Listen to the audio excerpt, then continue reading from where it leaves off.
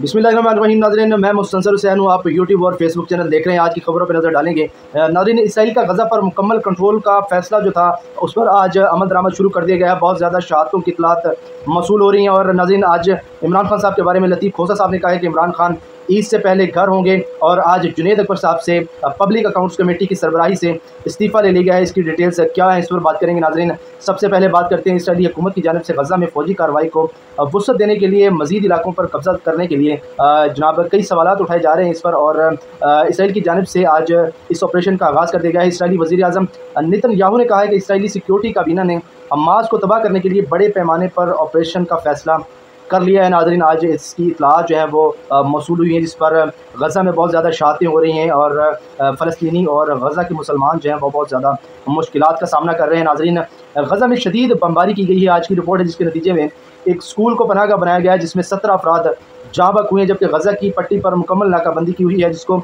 71 दिन गुजर चुके हैं। नाज़रीन, जिसकी वजह से गज़ा के जो मुसलमान हैं वो बहुत ज़्यादा परेशान हैं। नाज़रीन, गज़ा की वज़ारत सेहत की जानिब से एक रिपोर्ट शाये की गई है। नाज़रीन, वज़ारत सेहत के मुताबिक इसराइल की गज़ा पर जंग में अब तक तकरीबन 52,829 फ़लस्तीनी जो हैं वो शहीद हो चुके हैं और 1,19,554 लोग इसमें ज़ख्मी हो चुके हैं। नाज़रीन, ये बहुत बड़ी तादाद है।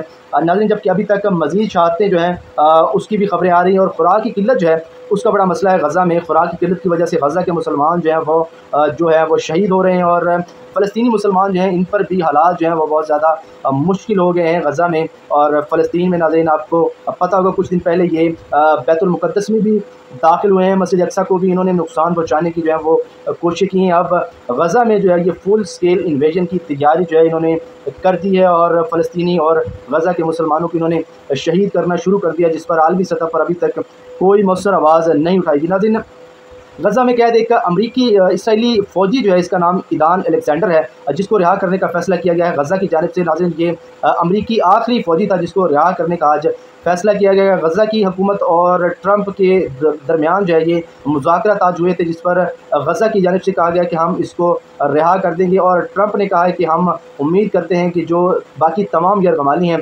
इनको भी रहा किया जाएगा। अब सीज़ फायर की बातें की जा रही हैं, जबकि सीज़ फायर के बारे में इसराइली हुकूमत जो है वो बिल्कुल भी इसमें इंटरेस्टेड नहीं है। इसराइली हुकूमत की जानिब से सीज़ फायर की तरदीद की जा रही है। वो कह रहे हैं कि हम सीज़ फायर किसी सूरत नहीं करेंगे, बल्कि उन्होंने आज ऑपरेशन का आगाज़ कर दिया है। और जबकि गज़ा के मुसलमान जो हैं उन पर जो है वो बहुत ज़्यादा इसमें सख्ती की जा रही है और दोहरा मेयार रखा जा रहा है। आलम इस्लाम जो है वो बिल्कुल खामोश है इस पर।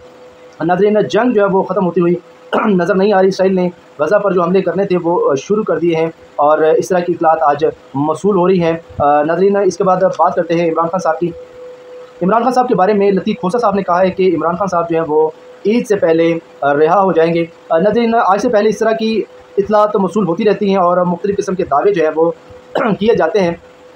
नाज़रीन, लतीफ़ खोसा साहब ने ये दावा किया है कि इमरान खान साहब इससे पहले रिहा हो जाएंगे, जबकि इस तरह की कोई अभी तक अपडेट्स सामने नहीं आई। जबकि गुज़िश्ता एक दिन पहले इमरान खान साहब की पेरोल पर जो रिहाई के लिए दरख्वास्त थी वो मुस्तरद कर दी गई है, जबकि लतीफ़ खोसा साहब ने एक नया दावा कर दिया है। इस तरह के दावे पहले भी होते रहे हैं, लेकिन नाज़रीन, जंग के बाद जो इस्टेब्लिशमेंट है इसने शायद तहरीक इंसाफ पर जो सख्ती है वो देखने में आ रहा है कि शायद कम कर दी है, या इनके मामला जो हैं वो सेटल्ड हो गए हैं, या कुछ इस तरह की रिपोर्ट्स जो है वो शायद सामने आ रही है, जिसकी वजह से लतीफ़ खोसा साहब की तरफ से इस तरह का दावा जो है वो किया गया है।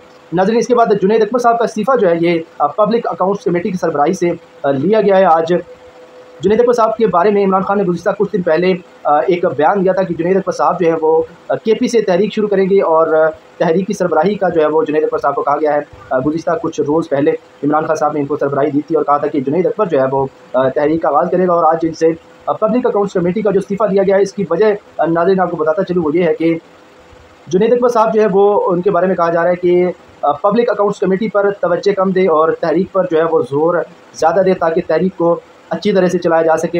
इनकी मसरूफियत जो है वो पब्लिक अकाउंट्स कमेटी में भी है और तहरीक पर भी है, इसलिए तहरीक इंसाफ की क़यादत ने ये फ़ैसला किया है कि ये पूरा ध्यान जो है वो तहरीक पर देंगे और किसी भी तरह की एक्टिविटी में ये परफॉर्म नहीं करेंगे। ये तहरीक इंसाफ का ये एक अच्छा फ़ैसला है, जिससे तहरीक इंसाफ की जो तहरीक है ये ज़ोर पकड़ेगी। जुनैद अकबर साहब जो है वो बहुत ज़्यादा दलेर इंसान है और बहुत ज़्यादा बोल्ड बोलते हैं। इनकी जो पॉलिसीज़ हैं वो बहुत ज़्यादा सख्त हैं अपनी तहरीक और पाकिस्तान तहरीक इंसाफ के बारे में।